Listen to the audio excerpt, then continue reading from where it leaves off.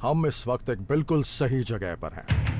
क्या आप बात कर रहे हैं? ये सामान मेरे काम का है। यहाँ है नाइव्स, बेयनेट्स, मेडल्स। मार्क को नहीं पता उस केज में क्या है। मेरा जानी दुश्मन लॉरेंस मुझे देखकर कह रहा है वो मुझे चाहिए। ये मेरा टाइम है। हर रोज लाखों लोग ट्रैवल करते हैं और करीब 70,000 बैग्स दुनिया भर के एयरपोर्ट पर लोगों से छूट जाते हैं। जब कोई इन्हें क्लेम नहीं करता तो पब्लिक ऑक्शन में सबसे ऊंची बोली लगाने वाले को इन्हें बेच दिया जाता है।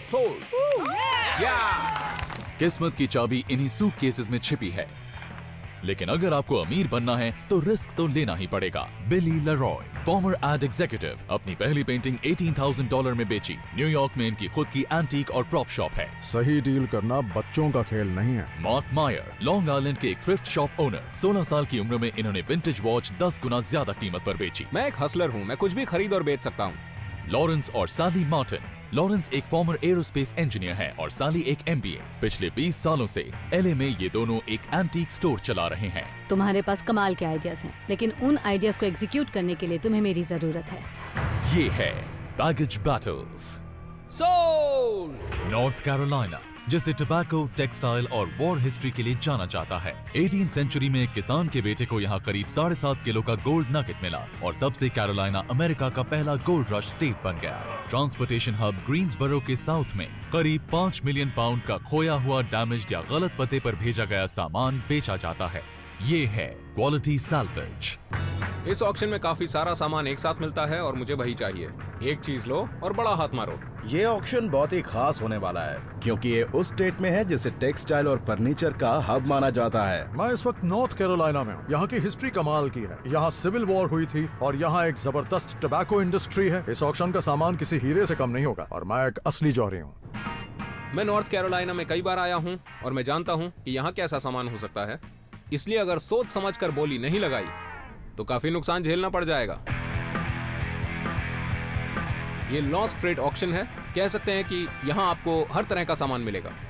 यहाँ हर चीज है, मिनी कार, एक कॉफिन, इलेक्ट्रॉनिक्स और टैनिंग बेड्स भी। इसे तो बहुत लड़कियों ने इस्तेमाल किया होगा। ये काफी अच्छा है। इसके अंदर भी काफी सारे बॉक्सेस हैं, पर आप खोल कर नहीं देख सकते। लेकिन सामान अच्छा लग रहा है, बहुत अच्छा। कुछ पुराने टॉयज हैं। अगर लॉरेंस और सैली इस पर बोली नहीं लगाएंगे तो मुझे ये सस्ते में मिल जाएगा। मेरा जानी दुश्मन लॉरेंस। क्या दिख रहा है? इसमें टॉयज भरे हैं। हमें उसमें 10 टॉयज नजर आ रहे थे और 10 टॉयज हमें हजारों डॉलर का फायदा दिला सकते हैं। इस लॉक्ड केज में मुझे काफी सामान नजर आ रहा है। मैं इस पर बोली लगा सकता हूँ। इसमें काफी अजीब सामान भी है। मुझे तो ये पुराना प्रोजेक्टर लग रहा है। 2 बॉक्सेस में क्या है पता नहीं, लेकिन हो सकता है कि उसके नीचे कुछ कमाल का सामान मिल जाए क्योंकि ये थोड़ा सा ही खुला है और समझ नहीं आ रहा कि अंदर क्या है। इतना सा किसके लिए खोला है पता ही नहीं। तो ये है एक किट एंटीक कार। ये टूटी हुई है, ना तो इसे कोई खरीदेगा ना इसे मैं खरीदने वाला हूँ। ये तो बिल्कुल बेकार का सामान है। इस पर धूल भी पड़ी हुई है। ये काफी अच्छा है, छोटा सा पीस। इसकी अच्छी कीमत मिल सकती है। देखने में गो कार्ट जैसा है, लेकिन फोर्ड के मॉडल T जैसा बनाया गया है। सड़क पर इसका सिर्फ हॉर्न सुनाई देगा। बैम, बैम, बैम। क्या बात है? लिखा है डैड का पुराना वॉर का सामान। अगर डैड एक कर्नल थे, एक मेजर या फिर किसी और बड़ी पोस्ट पर थे तो इससे मुझे काफी प्रॉफिट होने वाला है। मैंने आज तक सिर्फ सुना ही है कि लोग बड़े बड़े पुराने बॉक्सेस जब खोलते हैं तो उन्हें दादा परदादाओं का सामान मिलता है जो वो छोड़ कर गए हैं। जब भी ऐसे लॉस्ट ट्रेड ऑक्शंस में आते हैं तो आपको यहाँ पर बहुत ही कमाल का सामान मिल सकता है। ये मेरा टाइम है। जरा ये देखना तो क्या है हनी? मैं समझ गया है क्या है। ये फेदरलाइट सिंगर सोइंग मशीन है। इस बॉक्स को देखकर मुझे लग रहा है कि इसके आराम से 200 से 600 डॉलर मिल जाएंगे। अगर वो मशीन नहीं हुई और कुछ और हुआ तो? ऐसा नहीं होगा। मैंने पिछले 20 सालों में ऐसी कई मशीनें बेची हैं और मुझे यकीन है कि उसमें पक्का सोइंग मशीन ही है। मैं नहीं चाहता कि कोई मेरी बात सुने, लेकिन एक बॉक्स के ऊपर लिखा है डैड का पुराना वॉर का सामान और मुझे ऐसा ही कुछ चाहिए था। मिलिट्री का सामान मुझे बहुत पसंद है। अगर मुझे इसमें एक सिविल वॉर कन्फेडरेट कैप मिल गई तो उसी की कीमत करीब $1000 होगी और मिल भी सकती है क्योंकि हम सिविल वॉर के शहर में हैं। जैसे ही इसकी बोली शुरू होगी मैं सबसे पहले लगाऊंगा और उसके बाद सबसे आखिर में भी मैं ही लगाऊंगा। देखिए यहाँ नंबर 215 पर है विंटेज मिनी कार। ये एक मिनी कार है। अगर हम इसे एलए ले जा पाए तो इसके काफी अच्छे दाम मिलेंगे। एलए के लोगों को ऐसी चीजें काफी पसंद होती हैं। मुझे इसके $500 चाहिए। अब $600। आगे बोलते रहिए, बोलते और रहिए। एक और सफेद बाल वाला बुढ़ा बोली लगा रहा था, लेकिन मैं उसे कार नहीं लेने दूंगा, वो मुझे चाहिए। $1200 में ये कार आपकी हो गई। बिडा नंबर 2113। मुबारक हो। मैंने तो सपना भी देख लिया था कि इस कार में बैठ के न्यूयॉर्क की सैर कर रहा हूँ। हाँ, सच में। Item number 216B। इस केज में एक ओल्ड प्रोजेक्टर है। हमें वो केज पसंद है क्योंकि हमें अंदाजा है कि उसमें क्या चीजें हैं। तो शुरू करते हैं 25 से। अब 50, 75 बढ़ते रहिए $100। अब उस मेटल केज की बारी है। मैं तो उस पर ही बोली लगाऊंगा। मार्क को बिल्कुल नहीं पता उसके अंदर क्या है। वो इसलिए लेना चाहता है क्योंकि वो दिखने में बड़ा है। आगे और 150। कौन बोलेगा? $150, 175। बहुत बढ़िया, आगे बढ़ते रहिए। कोई है? $175 में 9533। उस केज के लिए हमने सिर्फ $175 खर्च किए हैं। बस that's it। लीजिए, अब आ रहा है आइटम नंबर 185। क्या बात है? इस बॉक्स में सारा पर्सनल सामान है और मुझे तो इसमें सिर्फ 1930s का एक टिन टॉय दिखा है। मैं इस बॉक्स को लेकर रहूंगा। शुरू करते हैं 50 से। आगे बढ़िए 60, 70, 80। मुझे फर्क नहीं पड़ता कि बिली या कोई और बोली लगा रहा है। ये आइटम तो मुझे ही चाहिए। मुझे लॉरेंस के साथ कभी बोली लगाना अच्छा नहीं लगता क्योंकि उसमें मेरा नुकसान ही होता है, पर इस बार देख लूंगा। 380 कौन बोलेगा? बोलिए। 400। बहुत बढ़िया। और में जाए वो, मैं इसे लेकर ही रहूंगा। टिन टॉयज की अच्छी कीमत मिल जाती है, वो कलेक्टिबल आइटम्स होते हैं और मैं कुछ भी करके इसे लेकर रहूंगा। 370 बोलेंगे? बोल दिया। बहुत बढ़िया। आप उसकी बोलिए। ऐसी की तैसी, मैं इसे खरीद कर रहूंगा। 400। 400 बोल दिए हैं। आगे बोलिए। ये हुई ना बात। बढ़ते रहिए। बहुत ही अच्छा ऑक्शन हो रहा है। मैंने उसे देखकर कहा वो, और उसने भी मुझे देखकर कहा वो। ये उसको दे दो। 400 से आगे की हिम्मत कौन करेगा? बिडिंग 400 पर चली गई तो मैंने कहा उसे दे दो। मेरा मतलब उसे दे दो। $400 में 546। ये आपका हुआ।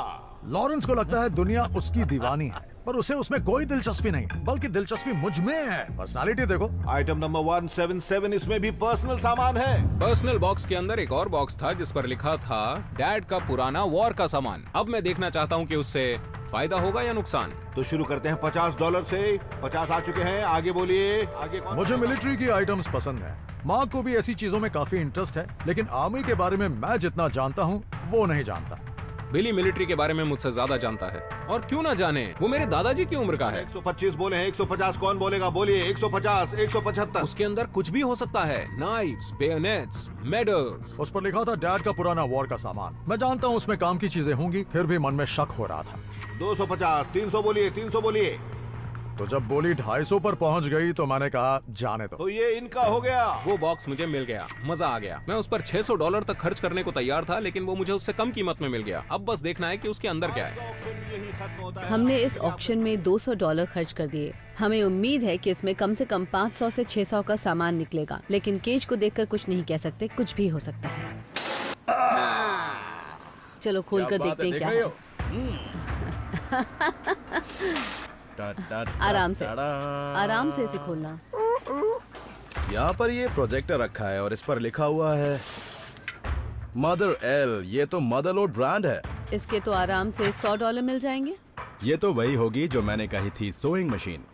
ये हमारा गेस है, हाँ, हो सकता है कि ये वही हो। लेकिन ये फिल्म प्रोजेक्टर भी हाँ, हो सकता चलो है। देखते हैं। अगर ये सिंगर की फेदरवेट सोइंग मशीन हुई तो इसकी कीमत आराम से $500 से $700 होगी। चलो इसे निकाल कर देखते हैं। वही है। हमें मिली एक फेदरवेट सोइंग मशीन, वो भी कमाल की कंडीशन में। ये एक मिस्ट्री बॉक्स है, मुझे इसमें कुछ नजर नहीं आ रहा है। हो सकता है कि ये खाली हो। देखते हैं। बॉक्स को खोलो। पक्का खोल दूं? बॉक्स को खोलो। ओके, तुम अगर कह रही हो तो खोल कर देखते हैं। ओह, क्या बात है हनी, ये पक्का किसी टेक्सटाइल बिजनेस का ही सारा मटेरियल है। क्या ये फैब्रिक काटने के लिए? बड़े बड़े कपड़ों के थान? हाँ, और ये बहुत ही अच्छी है। मैंने इतनी बड़ी कैंची अपनी लाइफ में कभी नहीं देखी, कमाल और की मुझसे है। तो ये खुल भी नहीं रही है। ये सच में बहुत ही अच्छी है। हाँ, वो तो है ही। बहुत से लोग कलेक्ट करते हैं सोइंग मेमोरेबिलिया। इससे तो हमें बहुत फायदा हो सकता है। तुम निकालो। ओह, ये भी सिलाई के ही काम आता है। ये भी एक बहुत पुरानी सोइंग क्या मशीन है। बात है। जरा ये बताओ कि इतनी छोटी मशीन कौन यूज करता होगा? क्या पता। मुझे इस मशीन के बारे में कुछ भी नहीं पता, लेकिन मैं ये जानती हूँ कि इनकी बहुत ज्यादा डिमांड होती है और ये कलेक्टिबल है। हम इन्हें एक सोइंग मशीन शॉप में ले जा रहे हैं। वो शॉप इस बिजनेस में पिछले 90 सालों से है। देखते हैं कि वहाँ के एक्सपर्ट हमें क्या बताते हैं। देखते हैं आप क्या लेकर आए हैं। एक ही ट्रे में कई सारी accessories. Little Singer Featherweight. Oh वाह, ये पोर्टेबल है। इसे आप अपने साथ कहीं भी लेके जा सकते हैं, कहीं भी रख के आराम से सिलाई कर सकते हैं। इसका सीरियल नंबर देख के पता चलेगा कि कितनी पुरानी है। 64122। इस नंबर से ये पता चलता है कि ये मशीन बनी थी 1948 में। क्या बात है। आपने हमारा दिल खुश कर दिया। और इस मशीन की कीमत होगी कम से कम $500। क्या बात है, मजा ही आ गया। मुझे बहुत खुशी हो रही है कि हमने जितने लगाए थे उससे ज्यादा कमा लिए हैं। वाह, क्या कमाल के सीजर्स हैं। जरा इसके ब्लेड की लेंथ देखिए। बड़ी टेबल पे रख के इसे कपड़ा काटने में बहुत आसानी होगी, इसलिए इसे इतना लंबा बनाया गया, इतना भारी बनाया गया है। और इस ग्लाइड की वजह से ये आराम से कपड़े को काटती रहेगी। आपको उठाने की जरूरत नहीं है। और अगर मुझसे पूछे तो मैं इसकी कीमत लगाऊंगा $225। That's ये तो बढ़िया fantastic. कीमत है। ये अच्छा आइटम है। ओह वाह, ये बहुत मुश्किल से मिलते हैं। मैंने ये पहले नहीं देखी और मुझे नहीं पता कि इसकी कीमत क्या है। ये एक छोटी सी हैंड क्रैंक पोर्टेबल मशीन है जिसे आप टेबल पर आराम से सेट कर सकते हैं। ये सॉलिड ब्रास से बनी है और इसे जर्मनी की एक कंपनी मोल्डा कॉट ने बनाया था। सबसे बड़ी बात यह है कि ऐसी ही एक मशीन का शिपमेंट टाइटैनिक से यूएस आ रहा था, लेकिन बदकिस्मती से वो डूब गया। ऐसी मशीनों पर मैं पिछले 41 साल से काम कर रहा हूँ और मैंने ऐसी मशीन पहले कभी नहीं देखी। मैं हैरान हूँ। मैं गैस ही नहीं कर पा रही हूँ कि उसकी क्या कीमत होगी। आपको यकीन नहीं होगा कि इसकी क्या कीमत होनी चाहिए। ऐसी मशीनों पर मैं पिछले 41 साल से काम कर रहा हूँ और मैंने ऐसी मशीन पहले कभी नहीं देखी। आपको यकीन नहीं होगा कि इसकी क्या कीमत है। करीब $1300। Really? आपको बड़ा फायदा हुआ। आज तक हमने तिगुने पैसे कमाए हैं, लेकिन इस बार काफी प्रॉफिट हुआ है। मजा आ गया। मैंने इस ऑक्शन में $400 खर्च किए हैं। मैंने लिया है ये बॉक्स जिसमें पर्सनल सामान है।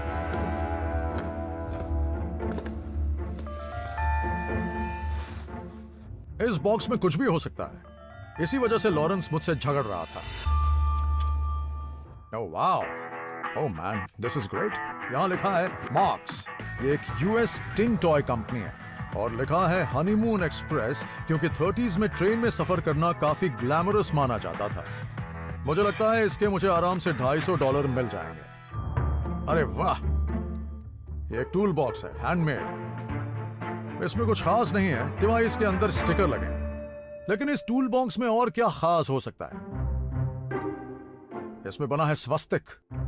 ये दिलचस्प बात है क्योंकि लोग हमेशा कहते हैं स्वस्तिक स्वस्तिक, क्योंकि इंडिया के लोग स्वस्तिक को गुड लक सिंबल मानते हैं और नाज़ीज से पहले इन्हें अच्छा माना जाता था। नाज़ीज का सिंबल भी है, हिटलर की वजह से लोग इसे पसंद नहीं करते हैं। तो मुझे लगता है कि मुझे इसके मिल सकते हैं $250 से $300। इस बॉक्स में काफी सामान है और अभी तो मैंने थोड़ा ही निकाला है।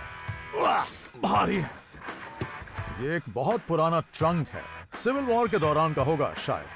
मुझे इसके आराम से $150 मिल जाएंगे। ओह वाह, पुराने क्विल्ट्स की काफी कीमत होती है और यहाँ तो इन्हें कलेक्टिबल माना जाता है। इसे संभाल कर रखना होगा, कहीं ये फट ना जाए। मुझे ये काम की चीज मिली है, मुझे इसके आराम से $500 मिल जाएंगे। अब ये क्या बला है? अरे बाप रे, ये तो मीट ग्राइंडर लग रहा है। ये काफी पुराना भी है। ये इसके अंदर लगेगा। किसी तरह की कॉर्न या मीट ग्राइंडिंग मशीन है। क्योंकि हम नॉर्थ कैरोलिना में हैं, ये मीट ग्राइंडर शायद टोबैको से जुड़ी हुई चीज हो सकती है, पर मैं नहीं जानता। अब क्योंकि हम टोबैको कंट्री में हैं, तो क्यों ना किसी एक्सपर्ट से पूछ लिया जाए। मैं एक टोबैको फार्म आया हूँ और यूएस में टोबैको के बिजनेस की शुरुआत यहाँ से हुई थी। ये मुझे देखने में मीट ग्राइंडर लग रहा है। मुझे बताइए ये क्या है? ये एक बड़ा सा टबैको ग्राइंडर है। ये मशीन बनाई गई थी करीब 1880 के दशक में। इसे जनरल स्टोर्स के काउंटर्स पर सेट कर दिया जाता था। ये जो अंदर देख रहे हैं, ये है ग्राइंडर जो घूमता है।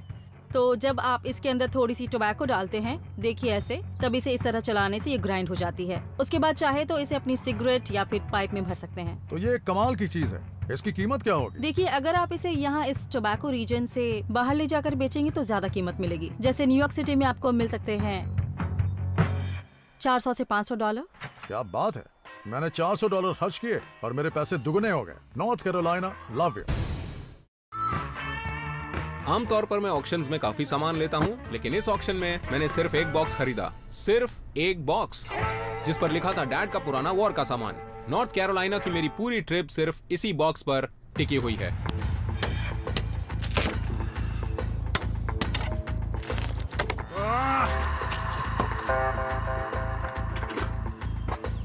ये तो एकदम कचरा है। ये तो कोई एंटीक है। अच्छी कंडीशन में है पर।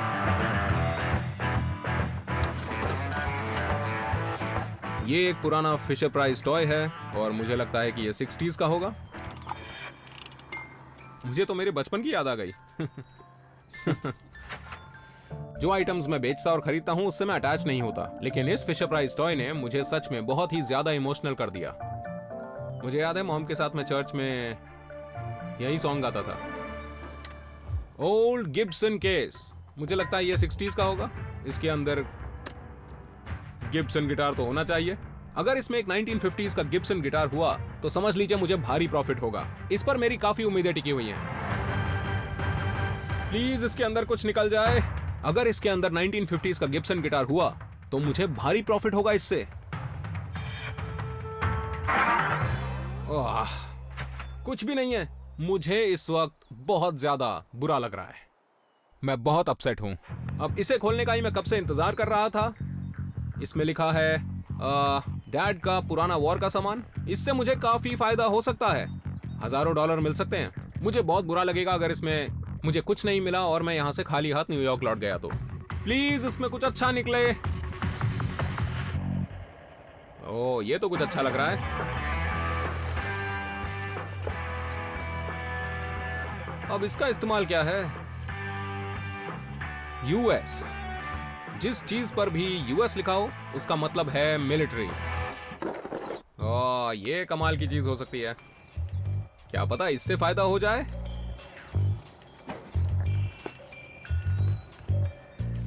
नाइस।